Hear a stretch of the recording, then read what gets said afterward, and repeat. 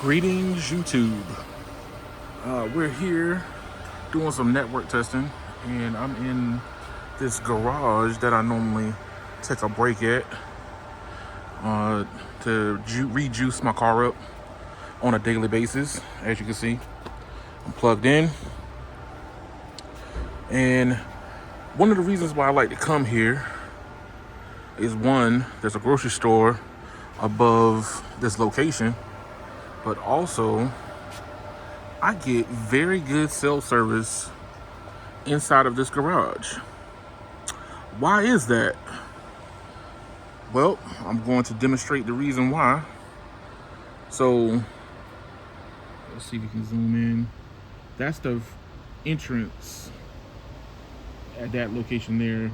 All that is open.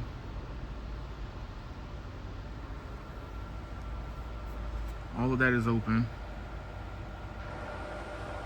So I want to show, and this is a perfect example of my previous video that I made, where why is buildings important to especially the urban side of cellular networking. And so I got all three carriers.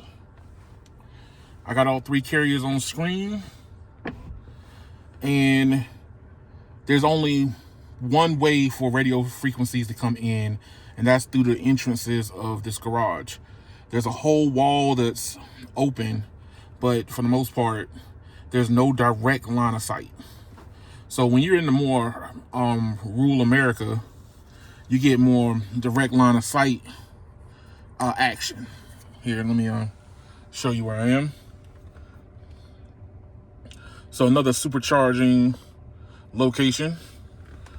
This is off Wisconsin Avenue, if you're familiar with the area. And this is the giant on Wisconsin and Idaho Avenue. I did a video on the very low bottom level, and I'm going to do more detailed videos here to show if there's a performance hit for being able to bounce all these radio frequencies off of hard surfaces, because that's the only way you will be able to get these frequencies inside of this garage at a more reliable rate. And I don't think a lot of people understand what it takes. So let's press here.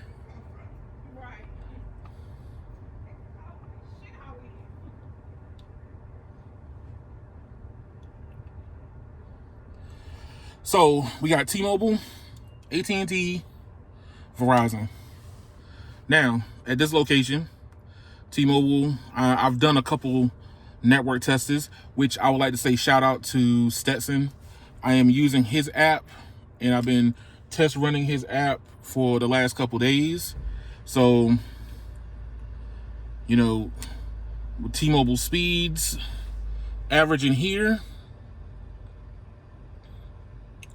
at this location has been pretty good for T-Mobile, and Verizon not so much for AT&T if this is consistent.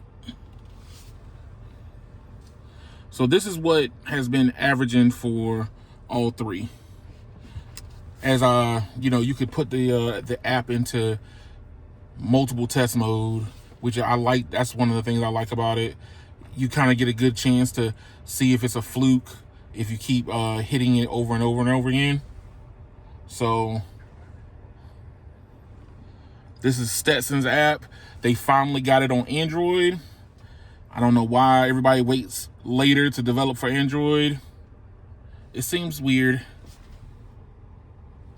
but this is what normally happens.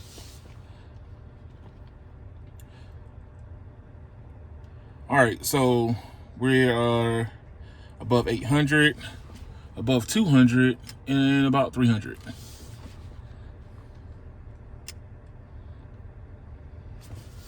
So T-Mobile 825 down, 28 up. AT&T 243 down, 63 up. And Verizon 379 down, 30 up. T-Mobile is in standalone. AT&T is giving us N66 and band 2. Verizon, let's see, hit it again.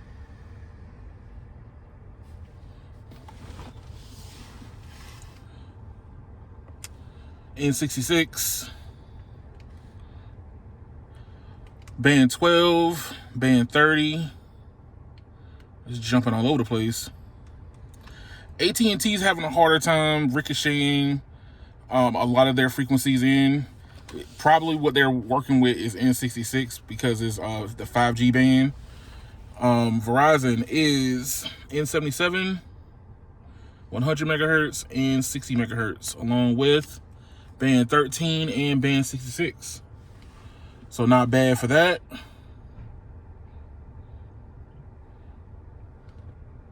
Now, let's see what it is for speed test.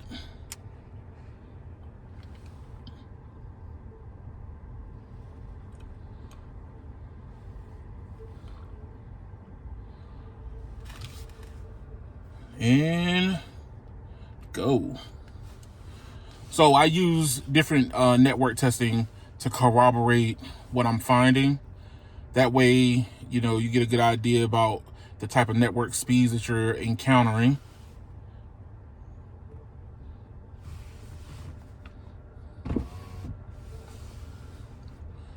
So, standalone N41 is actually working very well with this ricochet effect coming into this garage. And I'm going to do more of a breakdown. I want to show what happens when I do leave the garage. But I want to see the performance hits across the board for all three. So this is just so I can get a baseline on what the networks look like inside the garage for them. And I'll show on the next videos what it looks like inside, and then once I go outside the garage. I have to pay to be in here, so my card just got validated, so this is going to be a multi-day process. But as you can see, 852 down, 29 up, 284 down, 64 up, and 445 down and 24 up. So, is there any degradation to performance for any of these services like video? I can officially say for T-Mobile that since that's my daily driver, I have not experienced a hard fall off. Have I seen some hiccups? Yes, I have.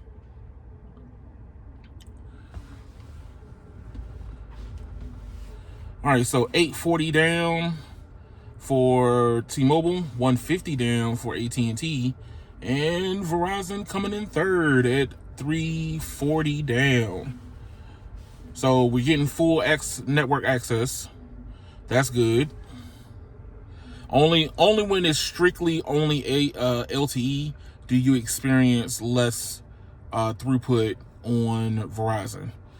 AT&T and T-Mobile, even when you fall back to LTE with them, you still get full network access. So that's me being fully disclosed and letting you know exactly what I'm experiencing.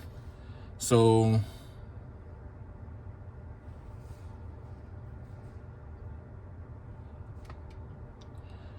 pull up imperv.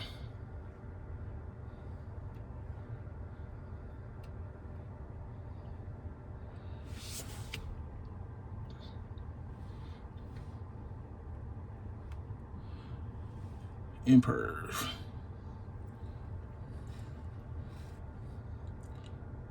All right, so let's see if we can get these all on the same server so they stay pretty close to each other.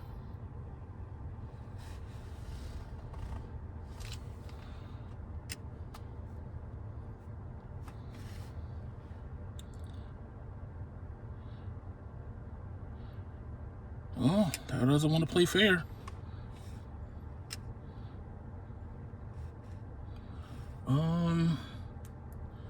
New York.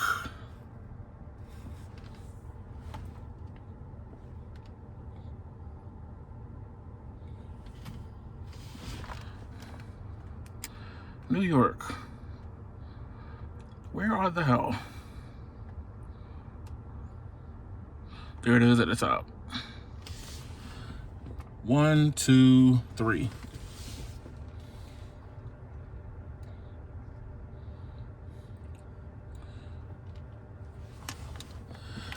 T-Mobile decided to choose Miami. Why make it hard for yourself?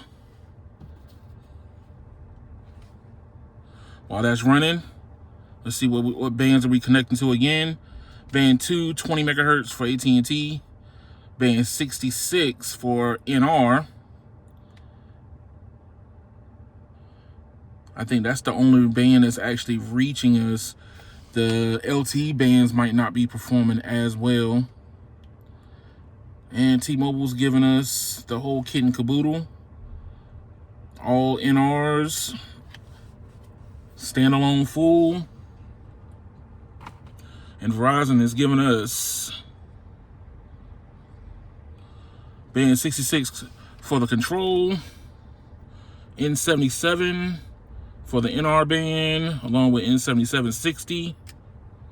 Band 13, band 2. So performance-wise, we're getting the juice, but with AT&T and Verizon solely sticking with LTE as the control, they're not getting as much throughput as T-Mobile getting, where they've gone full NR. So AT&T at 253 down, 76 up, 19 millisecond ping. Verizon 480 down and 31 up and a 33 millisecond ping. And T-Mobile made it hard on themselves, decided to go all the way to Miami. 897 down and 37 up and 52 millisecond ping. You gotta equate the ping to the distance of where you're coming off the server from. New York is closer than Miami, so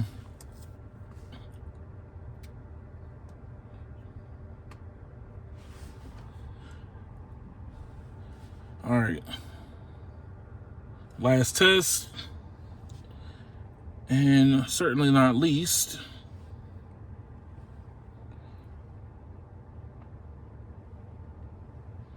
PUBG.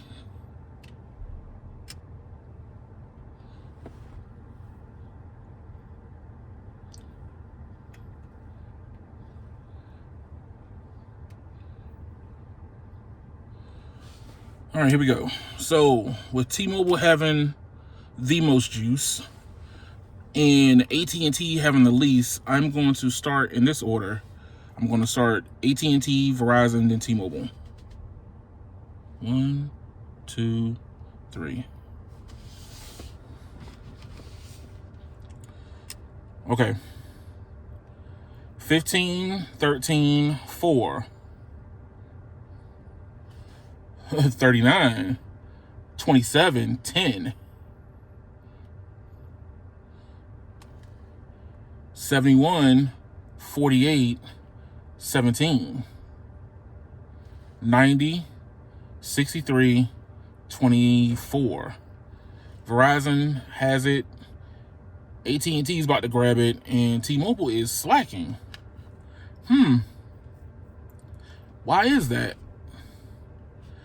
Are we getting full network access? It looked like we were. Video was good, but Verizon's giving us more access than T-Mobile was. And T-Mobile's last.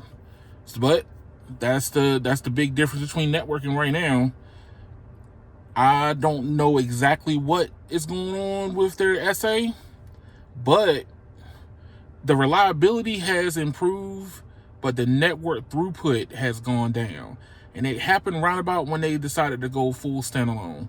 So with non-standalone, you're seeing a big performance differences between the three. But that's why I'm going to do more detailed testing at this location inside of this garage to see how much of a big difference between being in here and being outside that it is. So thank y'all for watching. Like, share, and subscribe to the video. Let me know what you think. Yes, T-Mobile is still going at 85%. Looking real bad, guys. T-Mobile execs, if y'all watch, this is not good.